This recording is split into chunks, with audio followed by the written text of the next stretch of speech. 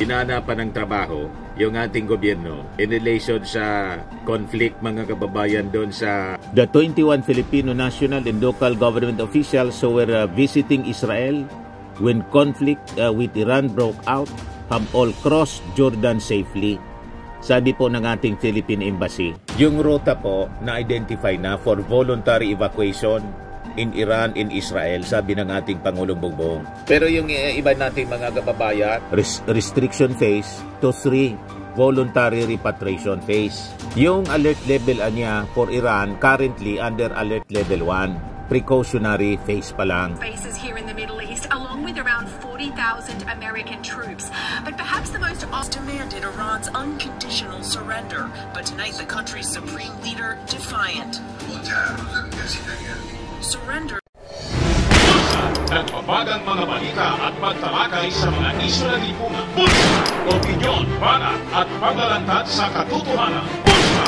What you see is what you get. You decide.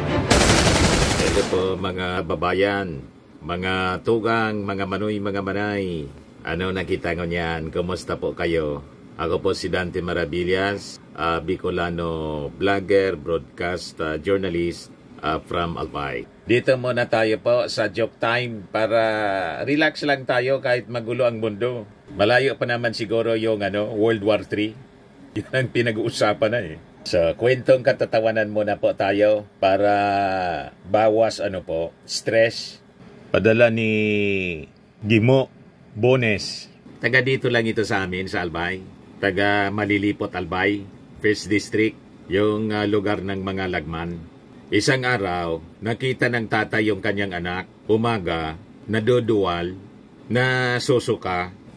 Pangalawang araw, ganun din, pangatlo, pangapat, hanggang panglimang araw, isang linggo na po, ganun lagi yung nakikita ng tatay sa kanyang anak. So, hindi na makatiis yung tatay. Tinanong yung kanyang anak, bakit niya lagi kang naduduwal sa umaga? Bakit niya halos araw naduduwal ka? Sabi ng anak, tatay, parang buntis yata ako. Nabigla yung tatay. Sabay hampas doon sa anak. Sabi ng tatay po, magtigil ka nga Mario sa kakapantasya mo.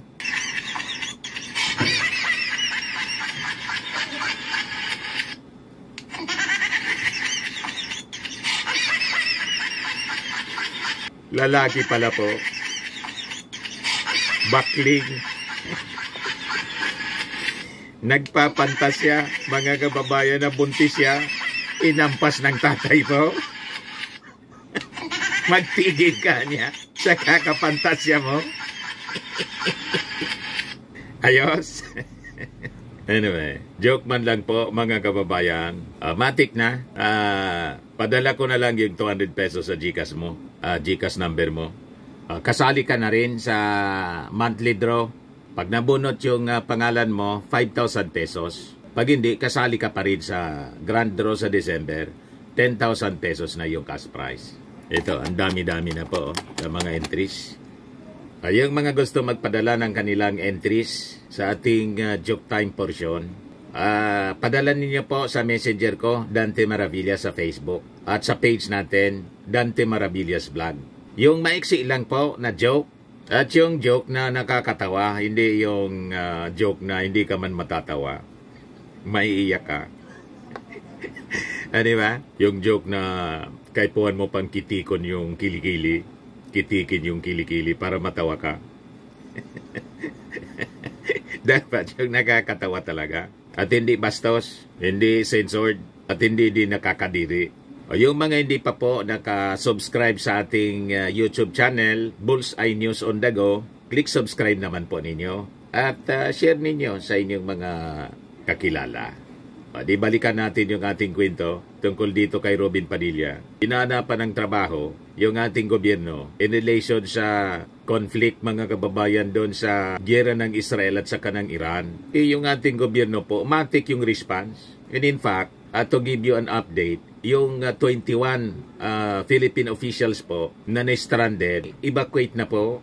Nag-seminar kasi, mga kababayan. Hindi seminar, ang tawag mo doon? Educational tour para pag-aralan yung agriculture ng Israel. Na-stranded po. Umaksyon kaagad po yung ating gobyerno. O yan po sila, tinulungan agad-agad mga kababayan ng ating gobyerno. Yan o, nasa Jordan na sila o. 21 Philippine government officials safely evacuated from Israel to Jordan amid escalating regional conflict. Hindi po pabaya yung ating Marcos administration. Basta lang magdadaldal itong si Robin Padilla. Wala nga kayong contribution. Yan o, report ng Philippine News Agency. The 21 Filipino national and local government officials who were visiting Israel when conflict with Iran broke out have all crossed Jordan safely. Sabi po ng ating Philippine Embassy in Amman, Jordan kahapon. The first group of OFWs exiting Israel through Jordan is also expected to cross the border in the next few days. Yung 21 mga Filipinos, sinadobong po ni Philippine Ambassador to Jordan Wilfredo Santos at the King Hussein border where they were provided with the necessary assistance and issued transit visas at all at no cost to the Philippine government. Tinulungan agad mga kababayan. Maasikaso po yung ating gobyerno. Yan o, updated palagi. Close monitoring ang ating Pangulong Bongbong. Yung ruta po na-identify na for voluntary evacuation in Iran and Israel, sabi ng ating Pangulong Bongbong. Pero yung iba nating mga kababayan, ayaw man umalis doon sa Israel. Kasi may mga underground shelters naman po sila. Yung mga amo nila may mga underground shelters. Pero ang sabi ng ating Pangulong Bongbong Marcos, yung mga gusto na umuwi, tutulungan po ng ating gobyerno. Yan ang sabi ng ating Pangulo. President Marcos said for the first batch of Filipino voluntary repatriates, si Department of Migrant Workers Secretary Hans Kakdak was already on his way to Jordan para mag-coordinate both the evacuees from Israel and Iran. Sabi po ng DFA, it is planning to raise the alert levels in Iran and Israel as escalating conflict between the two nations entered its 6th day.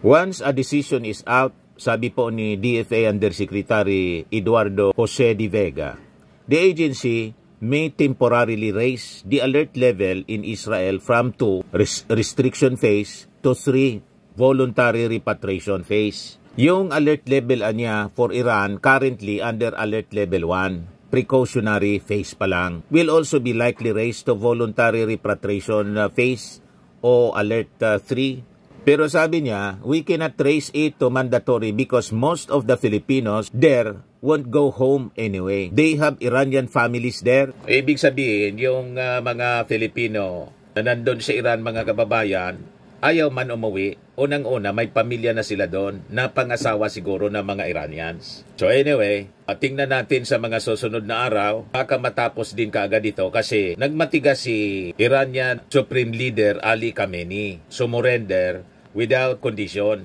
Pero nag-warning na po si US President Donald Trump na pwede silang umatake o pwedeng hindi rin. Depende sa magiging desisyon ni Ali Khamenei. Pero kahapon lumabas na sa television si Khamenei nagmamatigas po. Tingnan natin kung hanggang saan yung pagmamatigas niya. Kasi nag-warning na din po yung Israel, matutulad ka niya kay Saddam Hussein. Pag nagmatigas ka. Kasi pati yung mga Iranians po, ayaw na po sa mga ginagawa, mga alipin sa mga Iranians ni Ali Khamenei. Kasi nung panahon po ng Shah of Iran, maganda naman po ang relasyon ng Iran sa Israel, pati sa Amerika. Kaya lang na patalsikin yung Shah of Iran, naka-exile po. Yan po yung dating leader ng Iran, no? Si Reza Pahlavi, Crown Prince of Iran. Nasa exile po siya. To make over po after the revolution, noong 1979, yung itong si Ayatollah Khamenei, doon nagsimula po. Lagi na lang bukang bibig, death to Israel, death to America. Kaya sabi po ni US President Donald Trump, ito na niya. Ayan si Trump po. Trump considers US attack on Iran, demands unconditional surrender. Pero nagmatigas yung Iran, mga kababayan. Ito po yung latest na balita as reported by CBS News. Nagmamatigas talaga po si Khamenei. At malamang sa malamang, kung ano yung sinapit ni Saddam Hussein, yun talagang sasapitin, mga kababayan, ni Khamenei. Pakinggan natin yung report. President today saying nobody knows what he's going to do. There is a CBS sense in the region that the United States might get more involved in the conflict between Israel and Iran. For perspective on all that, I want to go to Holly Williams, who comes to us from northern Iraq. President Trump has called for Iran's unconditional surrender. And today we had a response to that in a televised address by Iran's supreme leader, the Ayatollah Ali Khamenei. His tone was bellicose, as you might expect from the Iranian leader with his country under bombardment. He said that Iranians do not respond well to the language of threats. He was defiant. He vowed that Iran would never surrender to coercion. And perhaps most pertinently for Americans, he said that any US military intervention will, quote, undoubtedly result in irreparable damage to them. Now, Iran has already accused the US of being complicit in Israel's attack and has threatened to retaliate against American military bases. There are many US bases here in the Middle East, along with around 40,000 American troops. But perhaps the most obvious target for an Iranian retaliation would be the roughly 2,500 US troops here in Iraq, simply because they are right next door to Iran. If the US does get directly involved in this conflict, and if Iran then chooses to retaliate, the question is what Iran is capable of now. Israel already has air superiority over Iran after just a few days of war. And while most attention is focused on nuclear targets, just yesterday Israel said it had hit 12 missile launch and storage sites. Back in 2020, Iran targeted a US base here in Iraq with ballistic missiles. But could they still do that? We don't know for sure. Holly Williams, CBS News, Erbil in northern Iraq. So yan po, defiant mga kababayan yung leader ng Iran, si Ali Khamenei, yung supreme leader nila. Ngayon, tayo naman po dito, yung mga preparations, mayroon ng preparations po. It is in place. So sabi po ni Yosek De Vega, may mga plano na anya tayo to pull out non-essential personnel at the Philippine Embassy in Tehran. Sabi ni De Vega, there are less than 20 personnel and officials manning the Philippine Embassy in Iran, including Ambassador Roberto Manalo, who is expected to stay behind. So nandun pa pala, mga kababayan, si Ambassador Manalo. So sabi dito sa balita, some 14 Filipinos requesting repatriation will join the embassy staff should the evacuation plan post through, possibly via land crossing the neighboring Turkmenistan, which has an estimated travel time of 13 hours. So nagta-travel sila mga kababayan by land, hindi pwedeng by air po kasi hindi pwedeng magpalipad ng eroplano. Nagliliparan yung mga missiles from Iran to Israel and Israel to Iran. So hindi pinapayagan po ng mga Israeli authorities para iwas disgrasya po by land. Some 150 Filipinos in Israel, on the other hand, have previously signified their intention to leave the Jewish state as soon as possible. Tapos yung 21 Filipino national and local government officials, including 9 mayors, 4 vice mayors, and 2 party list representatives who are part of an Israeli government-sponsored study visit, are also stuck in Israel as airspace remains closed. Pero nandun na po, na-cross na papuntang Jordan. Ito na po sila. Kaya malabo itong mga sinasabi po ni Senator Robin Padilla. Ang walang ginagawa po para tumulong kayo, tapos si Sara Duterte, kasi busy kayo sa politika, busy kayo sa mga trouble, mga problema, tulad ng impeachment trial at yung ICC case ni Digong. Lahat pang personal ang inaayos ninyo, yung mga problema na kayo-kayo rin ang may gawa. Di ba? Pero yung ating Pangulong Bongbong, busy sa pagtatrabaho, sa pag-asikaso ng ating mga mamamayang Filipino. Hands-on siya eh. Yan ang ating Pangulo. Sabi dito sa report ng Presidential Communications Office, PBBM orders no Filipino left behind in Middle East tension. Hindi kayo kasi updated sa mga ginagawa ng gobyerno kasi yung panahon ninyo, nandun na lang kay Sara Duterte, tsaka kay Digong na obos. At yung mga kwentong pinagkakaabala ninyo, yung mga kwentong fake news. Tulad ng AI video na pinaniwalaan, shiner pa ni Bato de la Rosa. Doon kayo busy. Ang pinanonood ninyo, yung mga sinungaling ninyong DDS vloggers. Yun na lang lagi. At saka yung mga pinagdadaldal na walang kabuluhan, mga kababayan ni Harry Roque na denied, sabi sa latest report, yung application for asylum sa Netherlands. Pero nag-deny Mga kababayan, fake news daw, marites lang. Si DOJ Secretary Remulla, sabi ni Harry Roque. Doon na lang nauubos yung energy ninyo, yung panahon ninyo sa pakikinig sa mga toxic stories ng inyong mga kasama. Hindi ninyo tularan si Senator Win Gatchalian. Pati pa itong si Senator Win Gatchalian, nagpapatawag daw ng Senate inquiry in relation sa epekto nitong Israel-Iran conflict.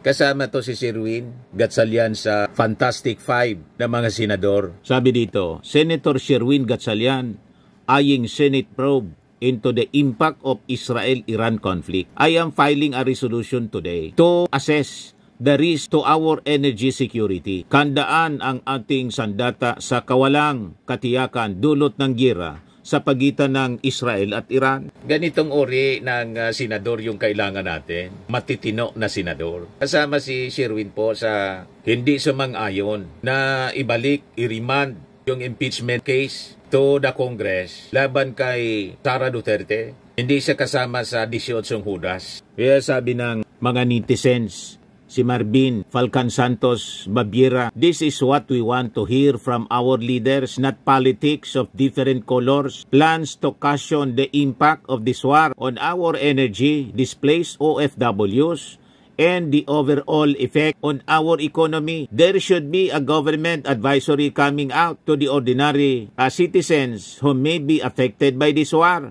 At least by doing so, we may feel that there is a functioning government who cares for its people. Diba? Appreciated, mga kababayan, itong mga aksyon ni Gatchalian. Pero yung ating administrasyon po, may mga plano na. Fuel subsidies for severely affected scene if Israel-Iran war hikes oil prices, sabi ng ating Pangulong Bongbong. Kasi po, nangyari na ito. Noong panahon ng kanyang tatay, nangyari na po ito. Nagka-oil crisis because of the conflict sa Middle East. Gera po. Di ba? Hindi na ito bago sa ating Pangulong Bongbong Marcos kasi nangyari na ito noong panahon ng kanyang tatay. At talaga may disruption sa oil supply. And in fact, nagtaasa na po yung presyo ng fuel, pati mga consumer goods. Mga kababayan, in the long term, magiging apektado pag hindi po ito na tapos agad na conflict. Pati nga mga stocks, US stocks, nagbagsakan po. Talagang gano'n ang epekto ng giyera. Kaya manalangin po tayo na huwag sana pong lumala at mauwi ito sa global conflict. World War III. Pag nag-World War III po, tribulation na yan siguro. Baka ito na yung tinatawag na Battle of Armageddon. Huwag naman po sana. Kaya lang, as prophesied in the Word of God, that it will come po. That is the destiny of this world. Hindi man natin po maiwasan kasi nasusulat nga po. Pag hindi man mangyari, di ibig sabihin, hindi totoo yung mga prophecy as written in the Bible. Pero hindi pa po katapusan ng mundo. Yan ang tatandaan natin. Kaya lagi kong sinasabi, be saved. Hindi natin na alam ang buhay. Hindi natin kontrolado ang bukas. Kaya lagi dapat handa to face the Lord at any time, mga kababayan. Diba? At tulad nung Air India. Imagine, sa isang iglap mga kababayan, in just 30 seconds after take-off, isa lang yung nakaligtas sa pasahero. You see? So ganon mga kababayan. Dito sa giyera, hindi man natin alam kung ano yung mangyayari. Pero yung Israel po, determinado to get rid of the supreme leader ng Iran. Kasi nung panahon na niya, maganda naman yung relasyon ng Persians with the Israelis. Magkakaibigan po sila to make over ito pong Islamic Republic leader after the revolution in 1979. Dito na nagsimula po na laging bukang bibig po ng supreme leader ng Iran. Death to Israel, death to America. Ito na ngayon. Ang dahilan, nag-preemptive strike yung Israel sa Iran kasi weeks na lang daw or months before makadevelop ang Iran ng nuclear weapons na hindi niya natin pwedeng paintulutan. Kasi pag pinahintulutan natin ito, it is an existential threat sa mismong Israel, hindi lang sa Israel, pati sa Amerika and the whole world. Kasi po, terrorist sponsor po ang Iran. So may plano na para sa fuel subsidies ang gobyerno po. President Marcos Jr. said that fuel subsidies may be granted for stakeholders who will be severely affected by a projected oil price hike because of the war between Iran and Israel. The government has given fuel subsidies during the pandemic and it will have to do so again should oil prices spike because of recent tension in the Middle East, sabi po ni PBBM. We are starting already with the assumption that oil prices will in fact go up, and I certainly cannot see how it will not, because the Strait of Hormuz can be blocked if it escalates. So sabi ng ating Pangulo, we will have to do the same for those who are severely affected stakeholders by any instability in the price of oil. The potential hike in fuel prices because of the escalating conflict between Israel and Iran is a very serious problem, sabi po ng ating Pangulo. The oil cannot come out of the sources, so the prices will certainly be affected, and it's a serious problem. So baka isisi na naman ninyo sa ating Pangulong Bongbong Marcos kung tumaas yung presyo ng mga petroleum products, pati yung mga bilihin. Wala pong kinalaman sa gira ng Iran at Israel yung ating Pangulo sa disruptions ng supply ng fuel, sa pagbagsak ng economy because of conflicts sa ibang bansa. Walang kinalaman dyan ang ating Pangulong Bongbong Marcos. Pero ang kinalaman lang ng ating Pangulo, pag walang preparasyon at walang ginagawa to cushion the impact, doon ninyo sisihin yung ating Pangulo. Pero as of this time, matik po yung naging response, yung reaksyon ng ating Pangulo. Kasi nga po, ang ating Pangulo, hands-on sa kanyang mga ginagawa. Updated siya sa mga balita at hindi po pabaya at hindi tamad na leader. Bakit niya, Mr. Maravillas, may kilala kang tamad na leader? Napakarami. Hindi lang isa, pero mas matindi yung isa. Nasigi lang ang sweldo. Tapos, sigang pasyal-pasyal, may lakas ng loob pang manira sa gobyerno. Yan ang masaklap, mga kababayan, sa atin. Sa sinapit natin dito. Agulo na nga ang mundo, nakikigulo pa dito sa ating bansa, imbis tumulong sa trabaho. O ngayon, ibigay ko sa inyo yung latest na balita from ABC News. Sabi dito, Trump is getting comfortable with idea of attacking Iran's nuclear sites. So, madaling sabi, yung Amerika, possibly, it is just a matter of time before finally sumama sa pag-atake para tuldukan, mga kababayan, ang pagmamalabis nitong Iranian leader and the threat to peace, hindi lang sa Middle East, kundi sa buong mundo ng Iran. Pakinggan po natin yung report ngayon ng ABC News. Good evening. We begin tonight here with the breaking news. President Trump in the situation Breaking room news today with his national security team for a second day in a row now, meeting on Iran. And tonight, a source now telling ABC News the president is getting comfortable with the idea of the U.S. striking Iran's key nuclear facility called Fordo, 300 feet deep under a mountain. The president has not given the final okay, and of course, it comes as the world watches and wonders, will the U.S. strike Iran? Now, in the Oval Office today, the president saying he is not looking to fight, but that, quote, Iran cannot have a nuclear weapon, saying if it's a choice between fighting and them having a nuclear weapon, you have to do what you have to do. Now, if the president gives the order for the U.S. striking Iran's key nuclear facility deep in that mountain, Fordo, what would this entail? Martha Raddatz standing by with what she's learned tonight, and ABC's chief White House correspondent Mary Bruce leading us off. She's at the White House. Tonight, President Trump gathering his national security team in the Situation Room for the second day in a row. A source familiar with the intelligence tells our Martha Raddatz they think Trump is getting comfortable with the idea of the U.S. striking Iran's key nuclear facility called Fordo, buried 300 feet deep under a mountain. Separately, sources tell ABC News that the president told top advisors he approved of attack plans for Iran, but has not yet decided whether to put them into effect. I may do it, I may not do it. I mean, nobody knows what I'm going to do. I can tell you this, that pwede ko anyang gawin, pwedeng hindi.